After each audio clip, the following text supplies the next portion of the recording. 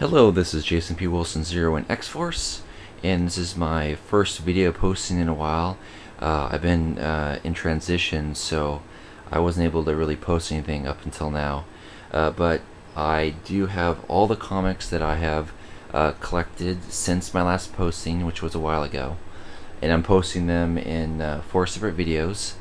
And first up here are my Marvels, and these are Marvels that are not connected at all with the Avengers versus X-Men. That'll be a separate posting. So some of these are older than others. I'm going to do them by sets. First off, I want to talk about something that happened a little while ago, and that's the end of 2 series that I've been reading.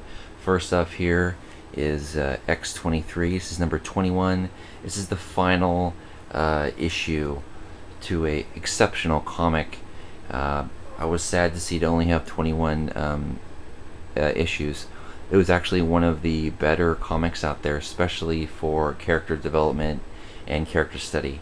But it did go out with a bang. Every single issue was excellent, and it ended with really one of their best stories. Basically, they ended it because they're putting her with, of course, the Avengers Academy, which I don't think they write her quite as well on that series. Definitely, this was the series to read if you like X-23. So, final issue, an excellent issue. Definitely, if you guys can pick up all these, do. I don't know if it'll come out on trade or not. An excellent series, must read. Also, what ended was the ending of the Avengers Crusade, 9 of 9. This is a very long-running, limited run, but definitely one not to be missed. In fact, at this time, it's already come out on a hardback, and I would definitely recommend anyone who has not read this already, or even if you have, to pick up the trade in hardback form. It's one of the best Avengers stories to come out in a long time, and I just really enjoyed this series. Really good. First up, for my series, we'll do the Avenging Spider-Man. This is a series that's been on for a while, and it's a new Spider-Man series, and basically, I really liked the first series. Oh gosh. I really liked the first series. It was... if I can get to stay. The first 3 issues. I thought the first run was really good. I loved the artwork. I thought it was a fun alternative to Spider-Man. If you didn't want to read the serious Amazing Spider-Man or Ultimate Spider-Man, this was a really nice change of pace. Since then, they've had multiple different artists pop on. It has not been as good as the first 3 issues, the first story run. It's still keeping my interest. I do like the whole team-up thing, whether it's Daredevil or Punisher or Captain America or She-Hulk. They're definitely having fun with it. Different artists are on board. Some I like, some not so much. I don't know if you're going to be getting one title that you should be getting this one, but if you're getting 2, this would be a nice second to a more serious Amazing Spider-Man. But it's not too bad. I would definitely give it a mild recommendation. The first 3, though, were very good. Alright, next up are my Incredible Hulks. A lot has happened, and basically since I posted, and I have to say, technically it was a couple story arcs, but really it was just one big one. We finally get to see the confrontation between Hulk and Bruce Banner. We get to see the aftermath of that, and the newest one is 7.1 issue. Now, of course, the point 1 issues are supposed to be jumping on points. Is this a jumping on point? No, this is not a jumping on point. Unlike the Fantastic Four, which is a great starting on point, the Incredible Hulk 7.1, I enjoyed it. I liked it. There was even Hulk sex in here. Of course, they didn't show anything, but and the reasons for it were kind of funny, almost like a I hope he's watching type thing. I thought it was really fun to read, but it was definitely not a jumping on point. If I'd never read Incredible Hulk, the first few story arcs in this series, 1 through 6, I would be kind of lost. So it was a nice one-shot, but not a good jumping on point. With that said, Incredible Hulk has been excellent. The only gripe I have had with it has been the artwork. The artwork is just not consistent. Where the writing has been really well. I mean, the story, the characters, everything just pops off the pages when you're reading them. But artwork, only the first artist that was on, who was absolutely great, did it well. After that, it's just been a mess. So, you know, because the writing's so good, I'm sticking with it because I think it's an excellent story. But I really think they need to get a good artist to stay on here and do the Hulk some justice. And what I've seen with the whole Hulk Punisher stuff, I wasn't really fans of the panels that I saw. I thought the artwork was not good. But, you know, I'm not going to judge it till I read it. Still, it looks like, to me, it's going to be a good read, but hard to look at still. But, excellent series. Definitely Hulk written well. Next up is X-Force. And, of course, I want to over-explain this. Either you've been reading X-Force or you haven't. I have to say, though, for what's going on right now, I've been really impressed with the quality over and over and over again. Every story arc has not been the same as in... it's been the same in quality, but like, for instance, you know, we all love the Armageddon stuff, and even the story arc before that. The story arc with... the whole Dimensions thing and Captain Britain, I thought it was interesting just because I used to read Excalibur and I'm well versed in the different, many different phases of Psylocke. So it was interesting to me. The artwork sometimes is good, sometimes is bad, sometimes it was a masterpiece. But as always, Uncanny X-Force is one of the best X books. I particularly liked number 24. I liked the whole going against Iceman here, and I liked the way that he was. I won't spoil it, but the way he was dealt with, I thought that was really cool. Like a lot of you, though, I think I'm pretty nervous about the latest issue. And that's because there's a lot of change happening here. The team that we've all come to love is changing. And after the last volume with X-23 leaving and stuff, I was worried. But then I was pleasantly surprised how good Uncanny X-Force ended up being. But now we're losing some key characters that I've really loved. Now, we still have our favorites, of course. Wolverine, Deadpool, and this new Nightcrawler from the other reality. But we're losing pretty much everyone else.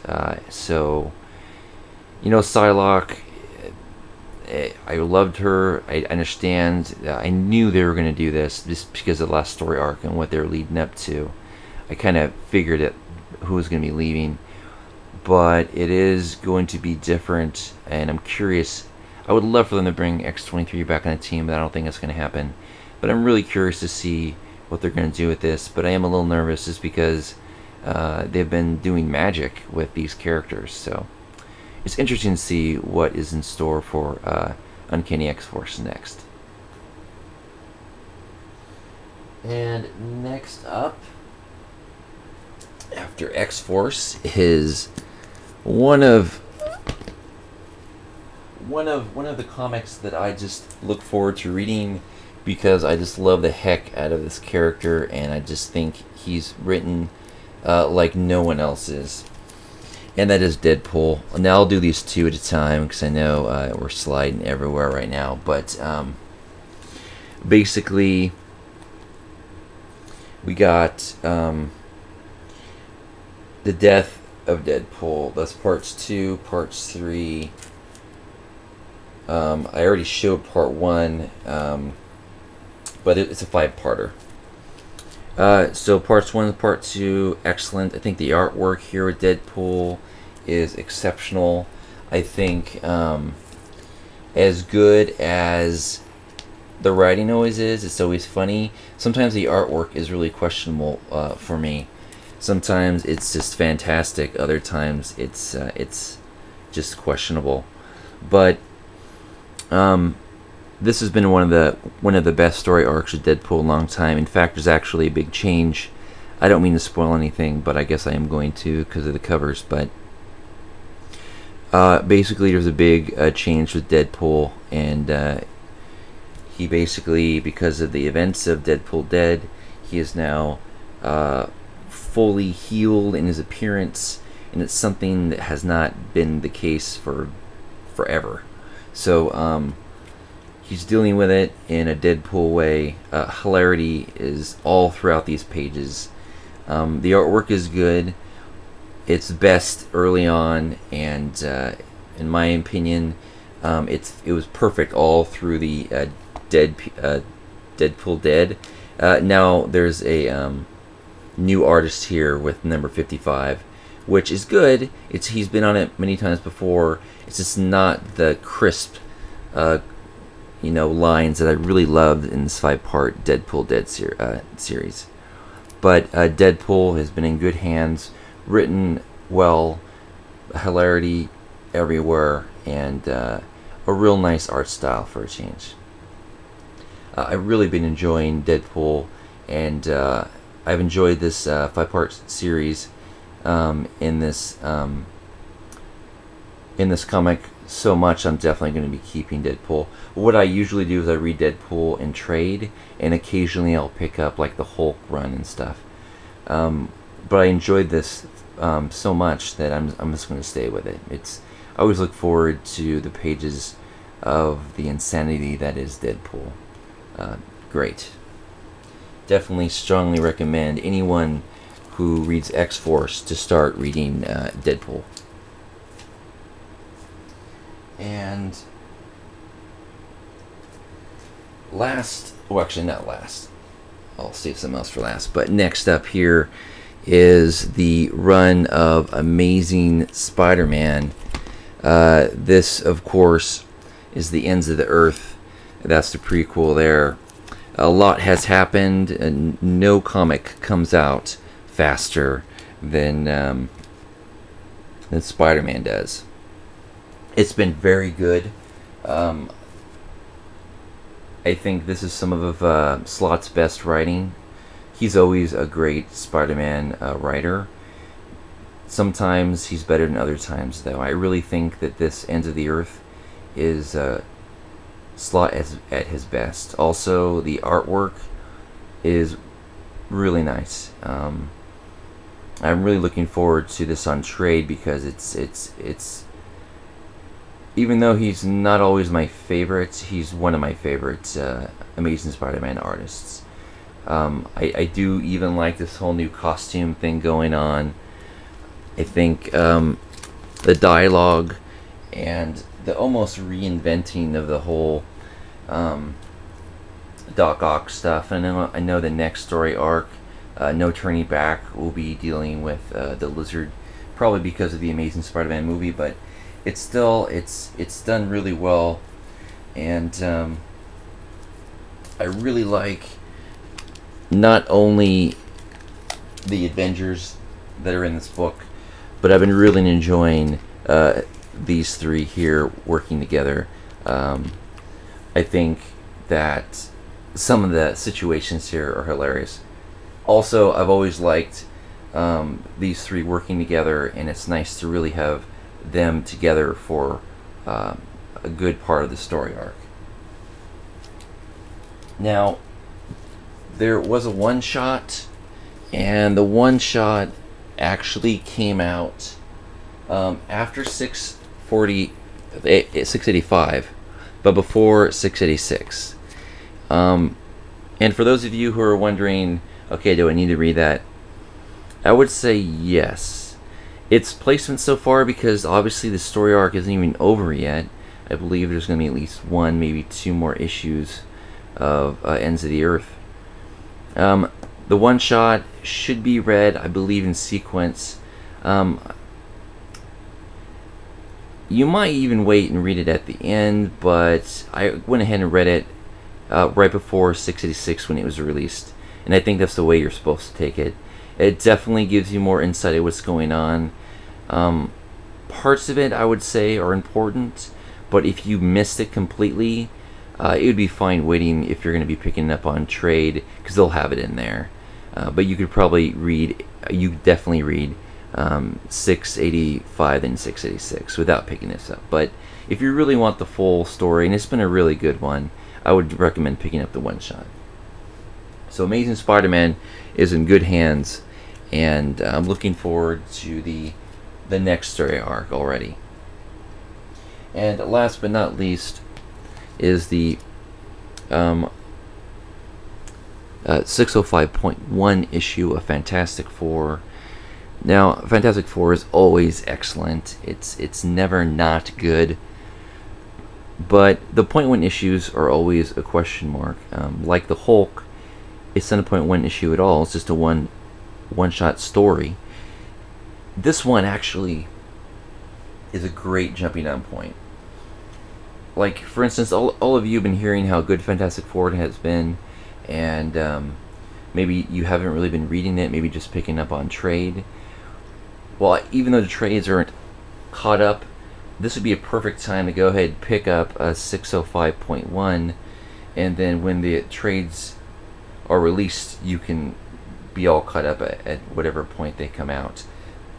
Because this is a really good issue.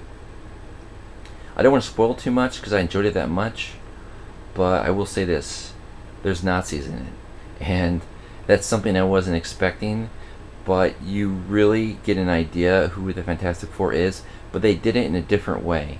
It's not your standard, this is the Fantastic Four, this is what happened to them. You have that explained in here, but it's done and told in a way that is really unique. And this is one of my favorite .1 issues to come out since Marvel's been doing .1s at all. This is a great jumping on point. For those of you who maybe haven't read Fantastic Four at all, I say pick this up, start reading Fantastic Four now, and then pick up the trades. I would say the last 4 trades before this story arc is going to be starting,